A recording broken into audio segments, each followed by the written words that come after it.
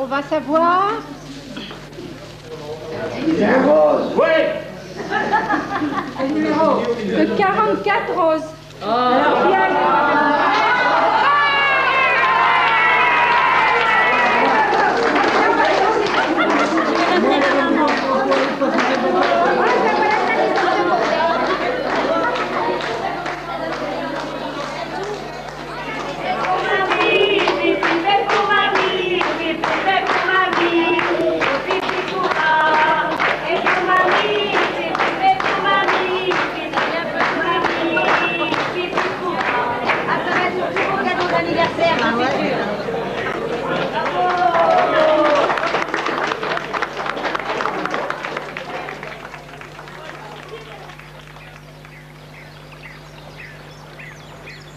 Aujourd'hui, celle qui reste encore debout s'effrite en silence, au fin fond des campagnes.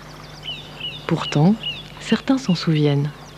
La France de l'après-guerre en était couverte. Des centaines de milliers de personnes y ont trouvé refuge. C'était leur maison ou celle de leurs parents, celle de leur enfance. À Brest, des dizaines de milliers de gens ont partagé ce même logement, ce même destin, celui de la vie en baraque.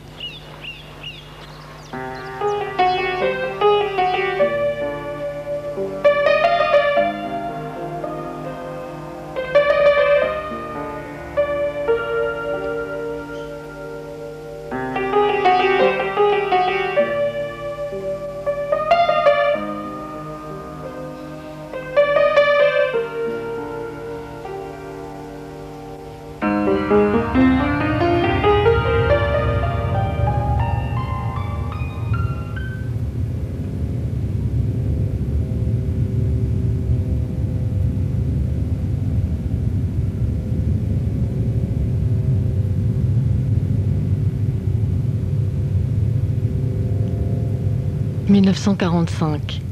Brest, dévastée. Comme dans toutes les villes détruites, l'urgence est au relogement des sinistrés.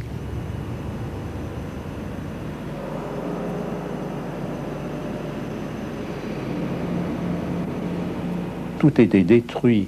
Il n'y avait plus de salles de spectacle, il n'y avait plus d'industrie, il n'y avait plus de commerce.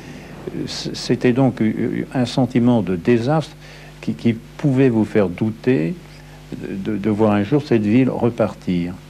Alors pourtant, il est reparti et les baraques ont permis à cette ville de repartir.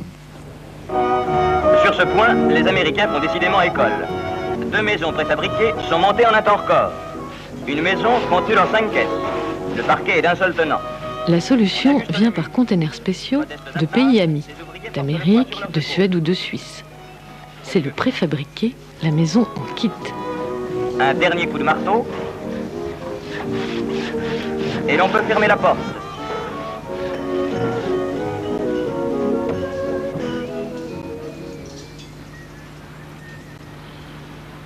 C'est ainsi que de Lorient à Saint-Lô, de Saint-Nazaire au Havre, de véritables villes champignons s'installent dans le provisoire.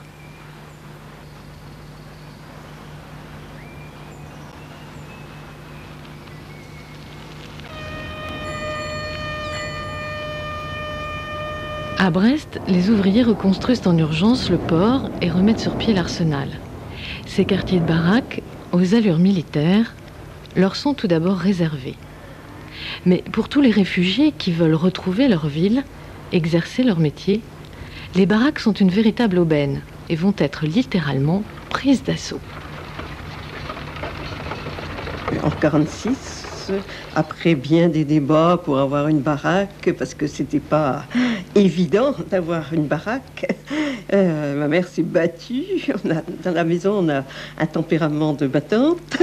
Et donc, on a réussi à avoir une baraque américaine au Bougain. On était quand même 6 enfants. Hein. Nous, sinistrés, pour avoir une baraque, ben, c'était pas chose facile. Vous me donnez pas la baraque. Eh ben, je dis, il y a des gens en train de guetter pour la prendre d'office. Alors, ne me la donnez pas. Et puis lundi, ben, vous verrez ce qui vous attend. Et du coup, ils m'ont donné l'attribution. Et on a déménagé, ben, comme on a pu, quoi. Tout le monde aidé, on s'est aidé là-bas. Hein. Tout le monde a donné le... Et ça y est. Et ben, je vous assure que j'étais contente quand j'ai eu ma baraque. Ça a été dur hein, pour avoir une baraque.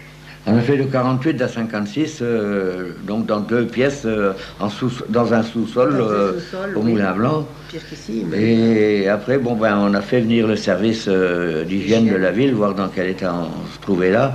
Et puis c'est à partir de là que j'ai réussi à avoir une baraque au Bougain. Vous étiez dans une cave? Ah oui, oui, c'était une véritable cave. La fenêtre était là et la route au-dessus. Puis il a fallu attendre 56, après que le 3e est né en 53. Ouais. On a tenu encore 3 ans avant d'avoir une baraque au Bougain. Nous, on est arrivés, c'était plein de champs, c'était des chemins boueux. Ils venaient d'être construites, quoi. C'était même pas fini, on n'avait pas de lavabo, on n'avait rien encore, on aimait bien habiter là. Ouais. Alors donc, les gens sont venus, c'était même pas recouvert du tout encore, il y a un tas de trucs qui étaient à faire. Et puis les gens ils ont attendu, puis ça s'est construit comme ça. Quoi. Brest connaît 2 modèles de baraques.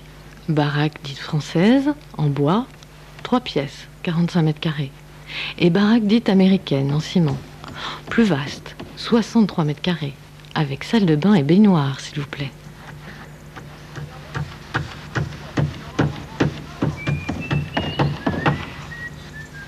Au final, les cités d'urgence prennent plus de place que la ville disparue. Sur tous les terrains disponibles, sur les plateaux autour du centre, 25 cités, plus de 4000 baraques sont édifiées. Certains quartiers comptent 800 maisons. Nouvelles villes autour de la ville engloutie. Nouvelles adresses aussi. Baraque J15, hollandais. Baraque J15, alors ça... ah oui, le J15, c'est resté là. Hein.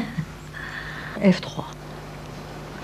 Voilà, je suis née au F3, pour la Vachette. Née dans la baraque? Je suis née dans la baraque. Je suis né dans cette baraque P13 au Bougain-Ouest en 1947. C'est la baraque I3 Bougain-Nord-Ouest. Et nous, c'était en ciment, hein, elles étaient bien nos baraques. Oui. Et on avait un petit cabanon. Et après, nous, on avait fait une petite véranda devant, là. On avait mis à la boire pour laver le linge. C'est vrai, tous ces baraques-là, ça faisait caserne, ça faisait un peu affreux, quoi. Mais les gens sont vite habitués, quoi.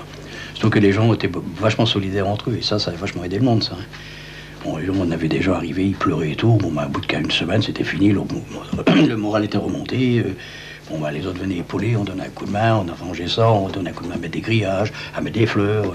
Puis ça s'est reparti comme ça, quoi.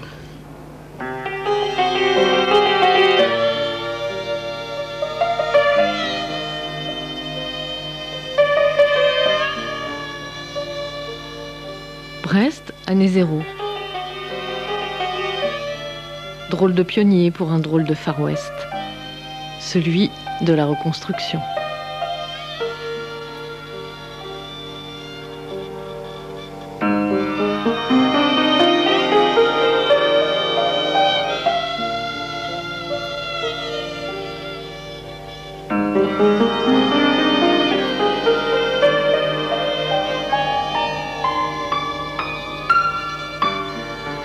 La baraque, elle était trop petite, c'est sûr, pour le nombre qu'on était. Mais autrement, on avait trouvé un certain confort, vous voyez. Il y avait une salle de bain, sauf chose que jusque-là, les gens n'avaient pas tellement. Hein.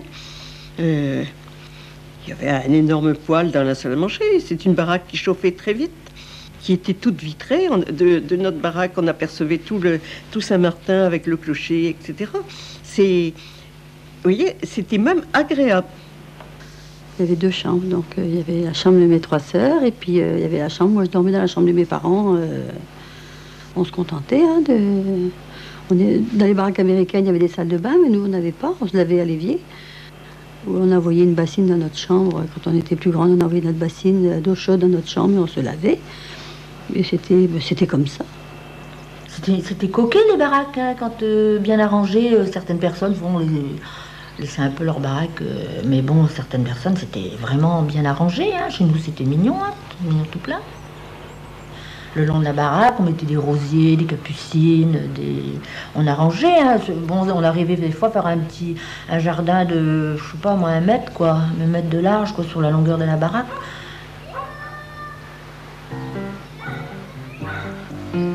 Paradoxalement, c'est là que beaucoup découvrent un certain confort. Logement individuel, sanitaire, eau courante, loyer très modéré. L'entretien, c'est pour le ministère du relogement. Personne n'est propriétaire, mais chacun se sent chez soi.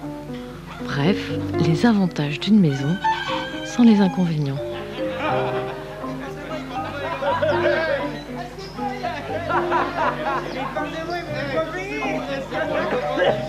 Et puis, quoi de plus normal finalement que d'habiter en baraque, puisque c'est toute une ville qui se retrouve alors entre quatre planches.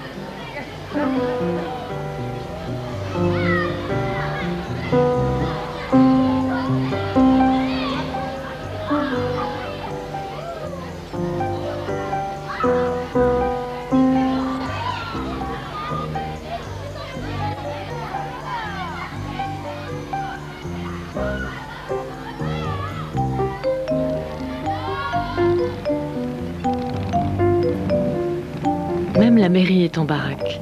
Enfin, une baraque d'un certain standing tout de même. Et en haut de la rue de Siam, une cité commerciale, en baraque bien sûr, regroupe les magasins plus huppés. On était tous logés à la même enseigne, si j'ose dire.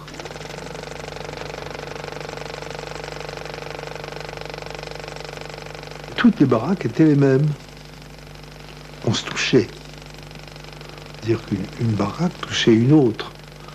Donc il y avait une sorte de promiscuité sympathique et l'ambiance était de confiance. Car je me rappelle qu'on fermait la porte avec des clés. Je crois qu'il aurait pu ouvrir toutes les baraques. Et le soir, et le lendemain, on revenait, rien n'avait bougé. Il n'y a pas eu un seul cambriolage en baraque pendant 6 ans. Mais là, cette communauté de, non pas de misère, mais d'inconfort, faisait que finalement l'inconfort de l'un supportait l'inconfort de l'autre. Comme les châteaux de cartes, vous savez. Si une tombe, si un perdait le moral, je crois que toute la cité commerciale aurait perdu son moral. Or, ça marchait. Pourquoi ça marchait? Parce qu'il y avait comme des habitants à Brest. Il y avait des curieux qui venaient voir Brest démoli. Il y avait des gens qui venaient chercher du bois, des vieilles persiennes, des vieilles fenêtres cassées dans les ruines qui leur servaient de bois de chauffage dans leur maison, ou dans la baraque elle-même qu'ils avaient obtenue. Parce que le comble, c'est que le commerçant en baraque avait également une baraque d'habitation.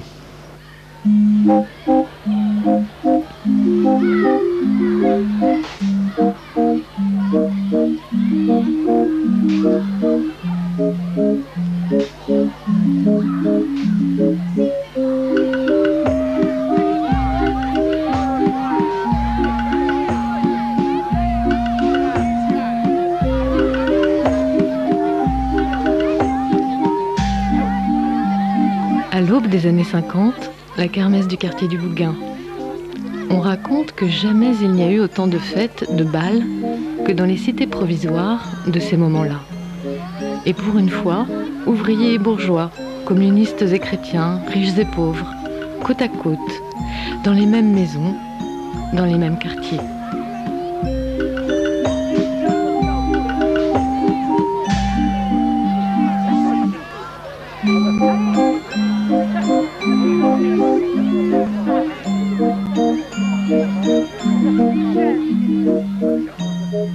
Est-ce la douce euphorie d'une paix retrouvée? Cette ville a l'air hors du temps, comme entre parenthèses. Les repères ordinaires n'y ont plus vraiment cours. Brest la rouge, aux côtés de Brest la blanche.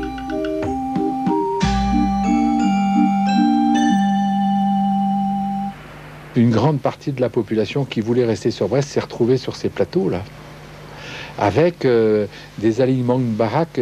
Franchement, je m'en souviens comme si c'était hier, où tout le monde se côtoyait obligatoirement, qu'on avait tous les mêmes baraques. C'est pour ça que c'est facile de s'en souvenir d'ailleurs du dessin, parce que l'on soit grand, petit, grande famille, petite famille, je dormais dans la même chambre que ma sœur, bien sûr, quoi. Donc on avait tous la même chose, et tout le monde vivait à la même enseigne, quoi. Donc c'est vrai qu'on retrouve des gens qui aujourd'hui ont des vies totalement différentes, qui ont eu des cursus différents, des formations totalement différentes, mais qui vivaient bien sûr dans des logements strictement identiques. Le voisin à côté, il était plâtrier, il y avait un autre qui était musicien. On trouvait tous les métiers, en fin de compte. Hein. C'était pas... parce que certaines personnes, quand elles parlent des baraques, elles disent que c'était la classe des pauvres. Non, c'est pas vrai. Hein. On avait au-dessus de nous une dame dont le mari était directeur d'EDF, mais à la gauche, on avait un ouvrier du bâtiment. Et là, tout le monde s'arrangeait très bien. Il n'y avait pas de problème de voisinage, comme il y en a maintenant un peu partout. Hein. Il n'y avait pas du tout de problème. C'était une ambiance vraiment très agréable. Lorsque l'on regarde des photos, on voit quelque chose qui ressemble aux cités ouvrières, qui égrenaient leurs maisons, toutes semblables, le long de voies peu gaies. Mais en réalité, c'était aussi des maisons individuelles. C'était une disposition qui permettait une véritable vie, comme seuls peut-être les courées du Nord, certains milieux ouvriers dans les régions minières avaient pu les connaître, une vie chaleureuse. Et puis, dans ces périodes, il y a pendant quelques mois, quelques années, eh bien, une sorte d'abolition des frontières que les classes sociales avaient pu installer avant-guerre, et des rapports sociaux inimaginables quelques années plus tôt, pendant quelques mois, quelques années, ont pu exister là. Donc un monde qui s'est avéré effectivement extraordinaire. 1948. Le président de la République, Vincent Auriol, visite les baraques de Brest et rend hommage aux sinistrés. L'histoire ne dit pas s'il est descendu de sa voiture et il s'est aperçu alors qu'il s'agissait de bien autre chose que de bidonvilles ordinaires. Les gens de baraque, c'était des gens qui avaient vécu la même galère. Ils avaient vécu la guerre, ils revenaient. Donc ils avaient souffert de la guerre. Et puis bon, c'était des gens d'un même âge qui avaient eu des enfants après, qui avaient sensiblement le même âge aussi. Donc ça rapproche quand même les... Et puis il n'y avait pas de télé, il n'y avait pas de... Les gens étaient beaucoup plus proches. Je pense que le fait d'avoir eu le traumatisme qu'avait représenté le bombardement de la ville était là aussi sans doute pour faire qu'on était capable de mettre en arrière-plan des tas de problèmes et de voisinage, de jalousie, de tout ce que l'on peut imaginer par ailleurs, quoi. Il y avait une vraie solidarité naturelle, quoi. Le terme n'est pas trop galvaudé de le dire, quoi. C'est évident, hein, bon, et celui qui avait une trottinette avec des grandes roues prêtait sa trottinette avec des grandes roues à celui qui avait bricolé avec 2 bouts de bois et des petites roues sa trottinette locale, c'est évident, ça, quoi. Résumons donc. En baraque, ceux qui ont un vélo aident ceux qui ont une moto et les autres, bien plus rares, qui possèdent une automobile. Et vice-versa.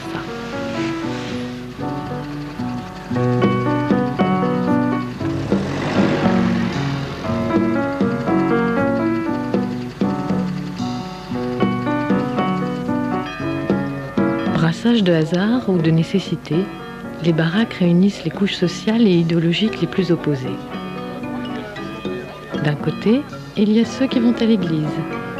Clergé très progressiste, prêtres ouvriers en baraque, église en baraque. Le scoutisme y fait fureur. Et puis, il y a ceux qui vendent l'UMA et défilent pour la gloire du grand frère soviétique. Mais tous se côtoient, se tolèrent, et se retrouvent de toute façon pour les mariages, les communions, et puis le café-crêpe des commères de 4 heures.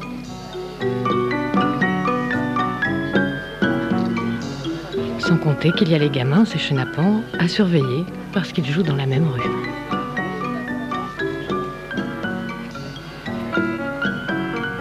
À cette époque-là, on n'allait pas en vacances, on vivait du 1er janvier au 31 décembre, hein, donc c'était... C'est des souvenirs de vie de famille quand même, de vie de famille et de vie de groupe. On allait là l'après-midi sur la pelouse avec les mamans, les grands-mères, tricoter, elles brodaient, bon, elles emmenaient leur raccommodage. Puis nous on était là, on jouait quoi. Puis le soir après nous on allait jouer au ballon, on restait tard jusqu'à la nuit, il n'y avait pas de télé. Hein. Il y avait le coin comme ça de la baraque et puis il y avait 2 fenêtres, alors, et l'armoire à glace, parce que l'armoire à glace était en coin, alors les fenêtres étaient grandes ouvertes et ben, ils chantaient, et puis il y avait les dames à côté qui étaient soit à faire leur ménage, puis qui allaient encore une. Alors il aimait bien ça, lui chanter. C'était là, oui, c'était le dimanche matin, ça. C'était très courant le dimanche matin. C'est papa se rasant et puis se chanter, et puis les dames qui passaient, qui avaient été chercher le pain ou qui faisaient leur ménage, et puis qui étaient contentes d'eux. Alors il y avait quelquefois, il y avait une qui reprenait le refrain, et puis c'était... Je suis né au Polygone et j'ai vécu au Polygone jusqu'à 17-18 ans. Voilà. Une belle enfance. Une famille de combien? 10 enfants. Donc 5 frères, 5 sœurs. Grande famille, quoi. Voilà. Dans un petit périmètre. Mais on avait chaud. On vivait un peu à la dure. Mais on était solide au poste, quoi. Le matin, c'était l'eau froide sur le visage. Et puis, tu vivais dehors? On vivait dehors aussi, on vivait pas dans la baraque. Hein.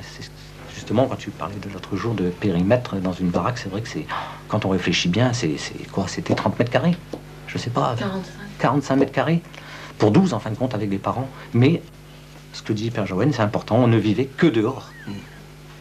On était à la maison que pour manger. On était tous les uns près des autres et on était très liés. On jouait tous les jours à 20-25 gamins ensemble, puisque il y avait des terre-pleins et on pouvait s'épanouir tout autour de chez nous, sans aller bien loin. En plus, nous, notre quartier était près de la campagne, puisqu'il y avait des fermes un tout petit peu plus loin. Il y avait des lavoirs avec des carrières et des trucs comme ça, donc c'était très agréable. On allait jouer là-dedans, on faisait des sacrés bosses de rire. Hein. Dans ma tête de gamine, c'était tellement simple par rapport à maintenant, et on vivait quand même, on vivait bien, on savait se faire plaisir, on était satisfait de quelque chose qui était tout petit, que maintenant, je trouve qu'il y a une insatisfaction. Nous, on était heureux à cette époque-là. Je trouve, on n'avait rien besoin d'autre. Voilà. Milieu des années 50. Ils ne savent pas encore qu'on appellerait ça le début des 30 glorieuses, ou qu'ils seraient les enfants du baby-boom. Les accouchements ont lieu le plus souvent à domicile. Les familles sont nombreuses. Les habitats mal chauffés, surpeuplés. Mais peu importe. Dans leurs souvenirs, les maisons de bois restent leur royaume, un paradis d'enfance buissonnière.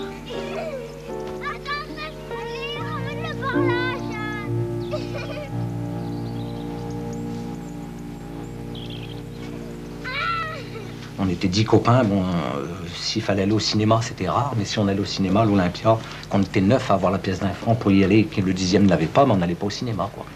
Allez, on aurait bouffé nos petits sous comme ça, mais on restait entre nous. Il n'était pas question de sortir à 3 ou 4 si l'autre ne pouvait pas. Il y en a pour 3, il y en a pour 4, il y en a pour 5. C'était un peu ça, en fait, la mentalité. Ouais. Regarde Madame Fagu qui avait 7 enfants. Oui. Déjà. Et quand elle faisait des crêpes, je me rappelle ces gamelles de semoule, là, ça m'est resté dans la tête. Bonne semoule, j'ai jamais trouvé d'ailleurs une semoule aussi bonne. Et elle en rajoutait plus, et même si après elle n'avait plus d'argent, c'était pas un problème. Oui. Elle nous invitait, maman allait laver son linge, elle nous faisait venir manger chez elle. Oui. Donc ça faisait quand même 4 personnes supplémentaires. Et elle avait 7 enfants, cette femme-là. Oui. C'est vrai, bon, ça existe peut-être encore, ça. Peut-être que c'est nous aussi qui nous disons qu'il n'y a qu'au Polygone, il n'y a qu'en baraque. Non. Mais je pense pas que ça existe beaucoup quand même, quoi. Non.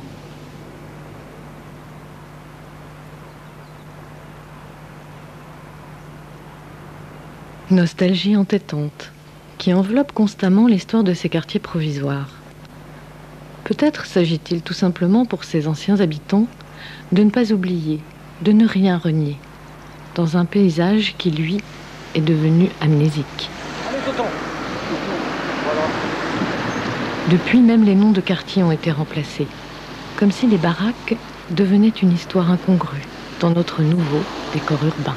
Ici. Alors là, c'était des jardins qu'il y avait là, des jardins ouvriers. Ouais, ici on avait des petits jardins ici, là. Ah, tout il y avait une dizaine de petits terrains que les gens pouvaient exploiter, quoi. Hein. Ouais. Quand on se remémorise tout ça, c'est vrai que ça fait quand même drôle, quoi. Le repère, moi, c'est les petits jardins et la maison d'Abidi, quoi. De monsieur Abidi, derrière, là. Parce que quelques points ils sont restés. Le père Odile, et le père Piquet, quand on allait les voir au jardin, on entrait de ce côté-là. Non, on n'était pas là, ce jardin. Il était sur la droite quand on montait la route de Saint-Pierre. C'était juste en quittant les baraques. Ah bon? Et bien, il était sur la droite, il avait sa baraque en bois, là. Oui, tout à fait, oui. C'est sur la droite. Donc ça doit se situer quelque part par là.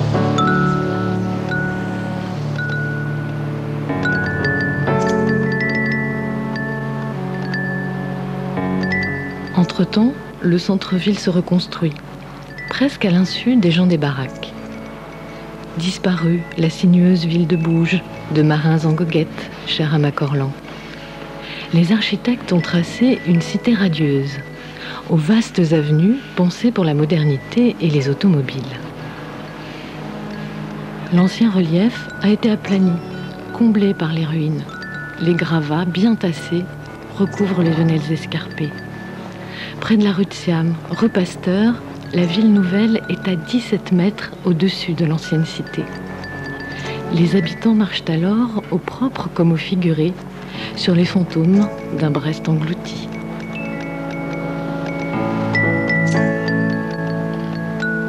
On était un petit peu affolés, car quand Brest était entièrement détruit, le mot entièrement n'est pas très juste. Il y avait encore des maisons debout. Il en reste d'ailleurs, pas dans le centre. On a systématiquement détruit tout ce qui n'était pas détruit.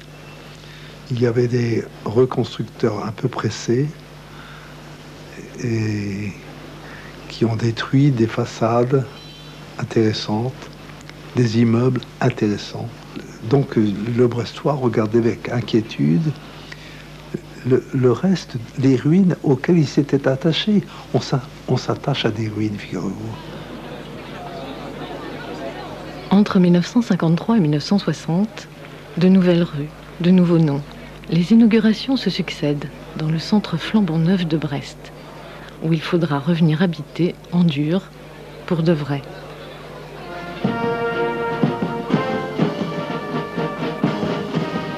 Mais cela ne se passe pas tout à fait comme les édiles de l'époque l'avaient prévu. Lorsque les administrations ont réussi à lancer la reconstruction, lorsque ces premiers chantiers ont pu être conduits, eh bien, on a évidemment envisagé le retour des populations qui étaient à titre provisoire dans ces baraques vers la ville définitive. Et on s'est aperçu, avec étonnement, que beaucoup ne voulaient pas quitter ces cités de baraques. Une partie des gens n'avaient pas le sentiment, si vous voulez, qu'ils allaient y gagner grand-chose. Oui, c'était neuf, c'était en dur. Mais avec du confort, il y avait la salle de bain, il y avait la cuisine, etc., etc. Mais dans les baraques, ils l'avaient aussi. Et pour un prix défiant toute concurrence. Alors, il y a eu des difficultés. L'État a essayé d'augmenter le prix de ces baraques. Il y a eu pratiquement une rébellion. Enfin, c'était à nous, on était chez nous. Ah oui. Et la vie entre les gens était totalement différente. Quand on s'est retrouvé seul avec maman... Bon, c'est vrai que s'il y avait eu les voisins autour, je sais pas qu'est-ce qu'on serait devenu, quoi. Parce que il fallait quand même de l'aide. Hein. On a eu besoin de cette solidarité-là.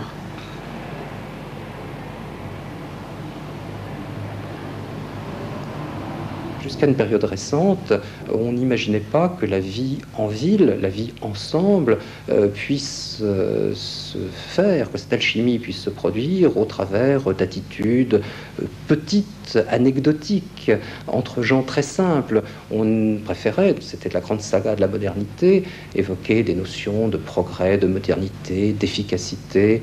On segmentait la vie aussi, c'est-à-dire qu'il y avait le moment du travail, le moment du loisir, alors que justement dans ces baraques, ces frontières n'existaient que très peu. Et je pense qu'il était, jusqu'à une période récente, impossible d'expliquer que l'on avait vécu quelque chose d'assez exaltant et d'assez merveilleux dans un tel contexte.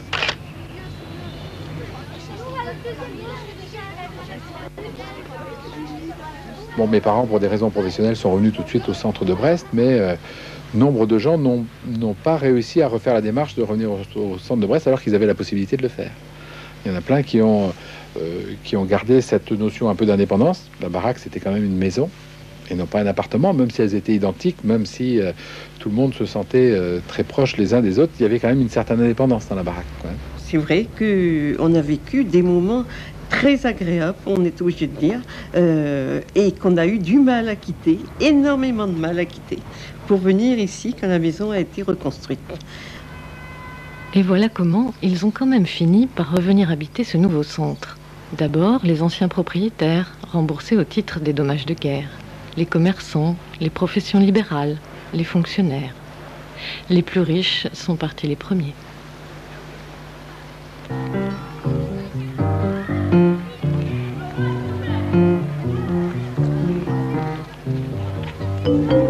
Début des années 60, les baraques sont toujours debout, car l'exode rural amène de nouveaux Brestois venus des campagnes.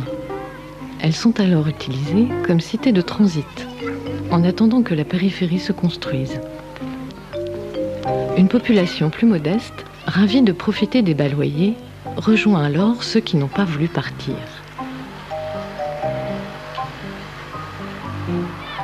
Dans ces années-là, un Brestois sur 6 y habite encore.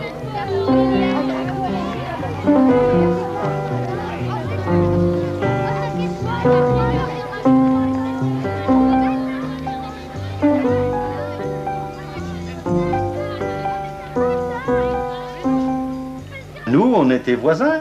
On était à 4 baraques près. Donc Josette avait 5 ans et moi j'avais 7 ans. Donc comme nos parents se recevaient, donc ce qui fait que on jouait pratiquement tout le temps ensemble. Et même, je me rappelle, à une époque, c'était la guerre d'Algérie. C'était ma femme, qui est maintenant d'ailleurs. Mais à l'époque, on s'écrivait. Et puis on jouait. Je jouais aux soldats qui partaient à la guerre. Et elle m'attendait sur l'escalier de la baraque à côté. J'étais sur un escalier, donc en France. Et lui, il était sur un escalier en Indochine. Par contre, après, ça a été la guerre d'Algérie. Alors, certains de nos voisins avaient fait le service militaire et après ils avaient été réquisitionnés donc pour la guerre d'Algérie. Ils étaient repartis là-bas. Et les mamans et les pères, ils pleuraient. Hein. Là, c'était un moment émouvant, hein, dans notre vie, ça. Ah ouais.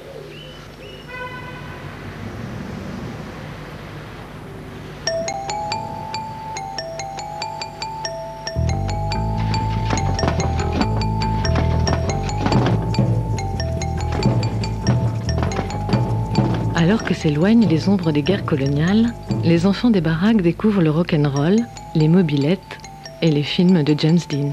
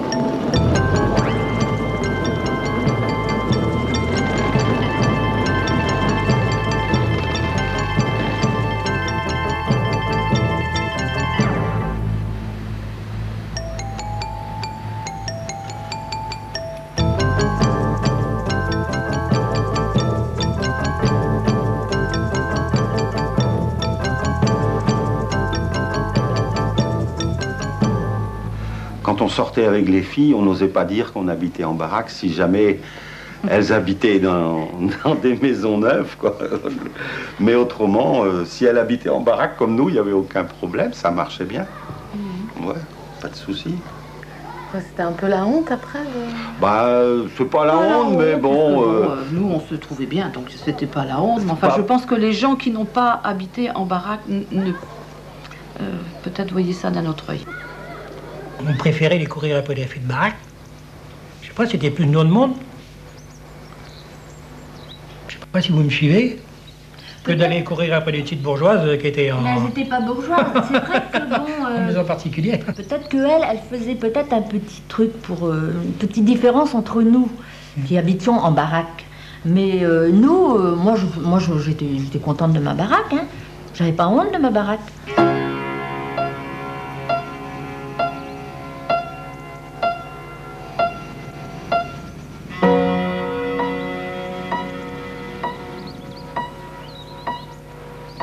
Fin des années 60, les amoureux qui flirtent contre les murs défraîchis des baraques savent que leur temps est compté.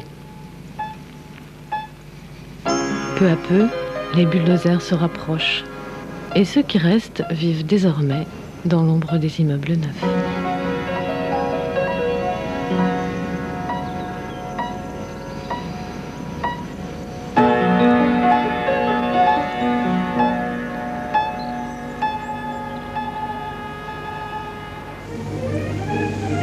« 1964. La foi, la volonté, l'opiniâtreté, qualité bien bretonne, ont opéré le miracle de la résurrection de Brest. 20 ans après, non seulement la ville a reconstitué un patrimoine représentant 3 siècles d'histoire, mais elle connaît un essor que beaucoup lui envient. Brest la Blanche, faite d'espace, de cohésion et de modernisme, bénéficiaire des dernières conquêtes de l'urbanisme. Désormais, les grandes artères commerçantes du centre-ville, aux boutiques très parisiennes, paraissent ne s'emplir qu'à peine du flot des passants. Parce que de construction récente, 45 000 logements, alors que 10 000 seulement demeuraient utilisables à la Libération, l'habitat ici est confortable.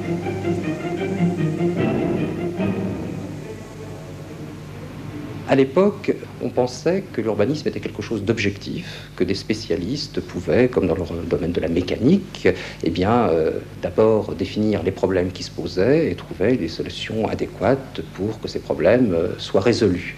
Et on ramenait volontiers l'homme en général, et on parlait d'un homme universel, à un certain nombre d'attitudes qui étaient les bonnes par opposition aux archaïsmes, aux habitudes qui n'étaient plus convenables, qui n'étaient plus appropriées à ce monde de modernité. Donc pour utiliser un mot qui était utilisé sous d'autres cieux et de façon souvent tragique, on pensait que l'urbanisme était constitutif d'un phénomène de rééducation sociale. J'ai vu des gens qui sont partis dans les premiers et les personnes se sont suicidées. Moi, je les ai vus discuter, Mazé. Il me dit, Marcel ne va jamais là, qui me dit, tu vois toujours les mêmes têtes, c'est plus comme nous, on sort, on a le copain. Là, donc, il me dit, c'est tout.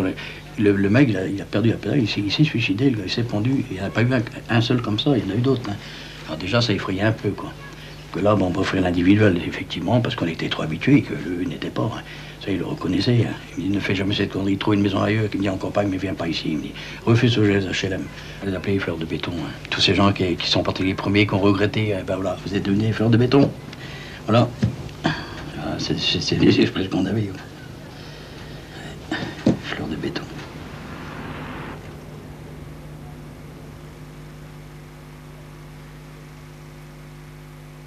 Résumé par un film amateur de 68, voici le match du moment. Fleur de béton contre épine de terrain vague. Horizontale contre verticale. Individuel contre collectif. Brest la Blanche en dur contre Brest la Noire, faite de planches de bois.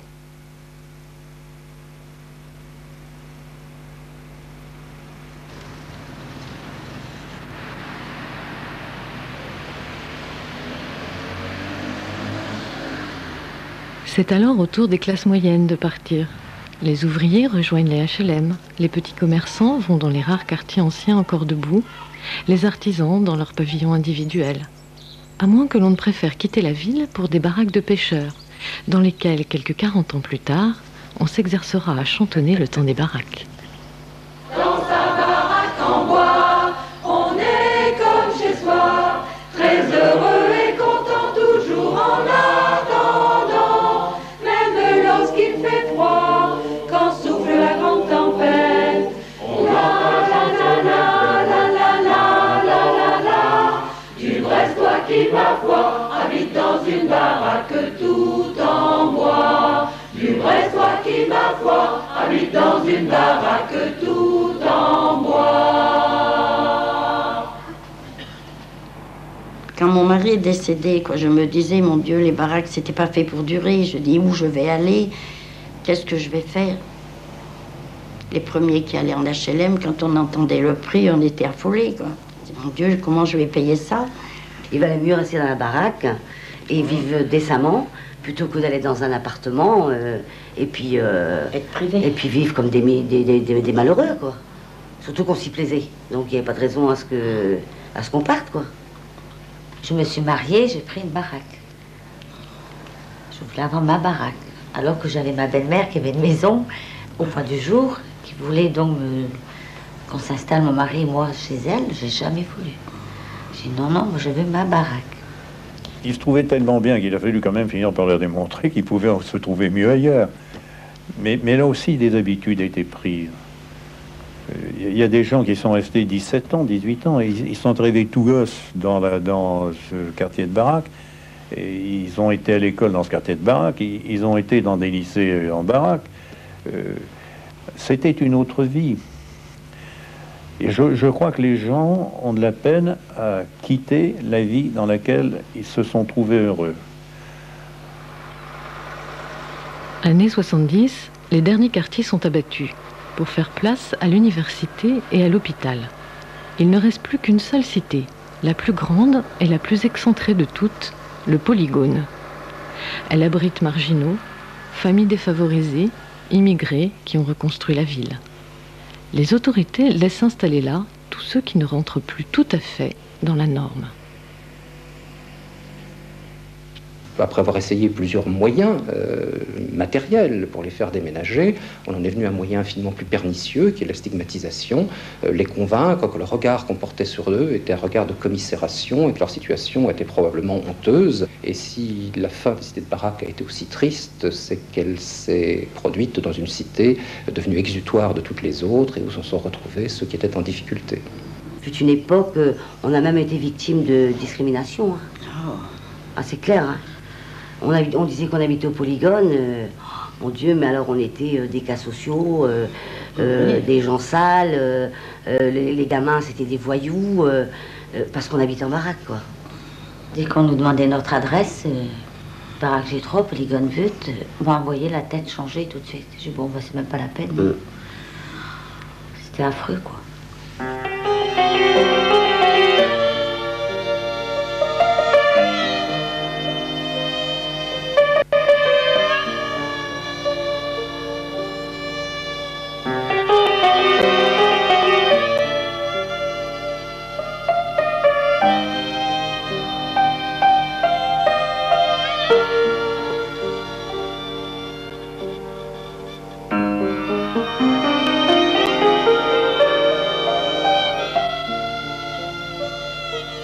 Elles ont fini par apparaître un peu dans la ville comme des verrues, alors qu'au départ, elles ont été considérées comme un bienfait des dieux.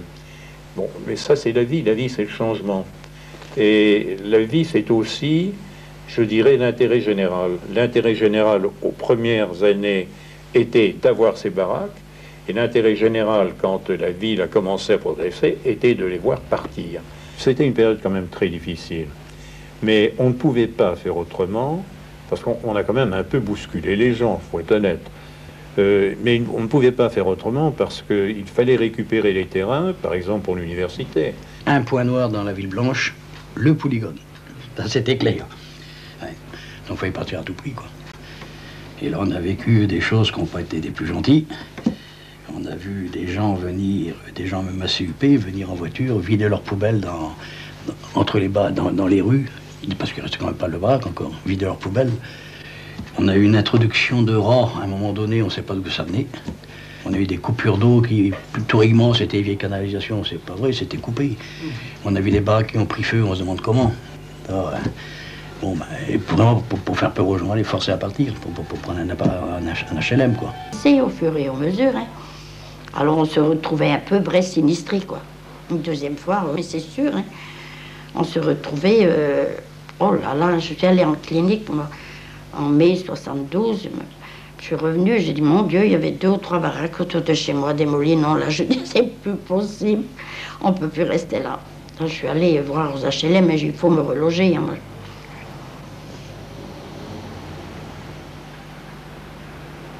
Et c'est ainsi que la femme de ménage et ses enfants ont découvert le chauffage électrique et les cages d'escalier.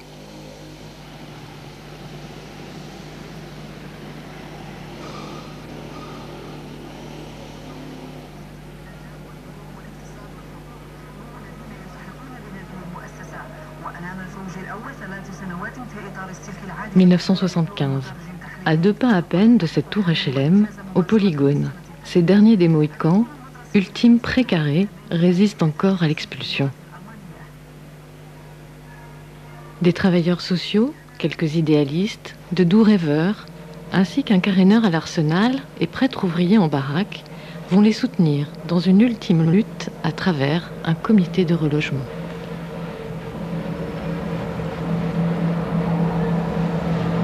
On voulait consolider ces baraques-là. Et on avait fait un projet d'une baraque sur 2, hein, de faire sauter une et de la faire plus costaud, quoi. La revendication, c'était le mode de logement, hein, où on aurait un chez-soi avec jardinet. C'est ça qui fait rêver, hein, le coin où on peut bricoler un peu. Et puis rester quand même entre nous aussi avec notre histoire. Parce que c'est vrai que tout le monde est marqué par cette histoire commune de... C'était provisoire, hein, de 46 jusqu'à 76. C'est une histoire de 30 ans. C'est un village. Mais quelque part, pour les gens, on était hors norme, quoi. Parce que j'ai eu des problèmes, moi, qu'à 17 ans, c'est quand j'ai quitté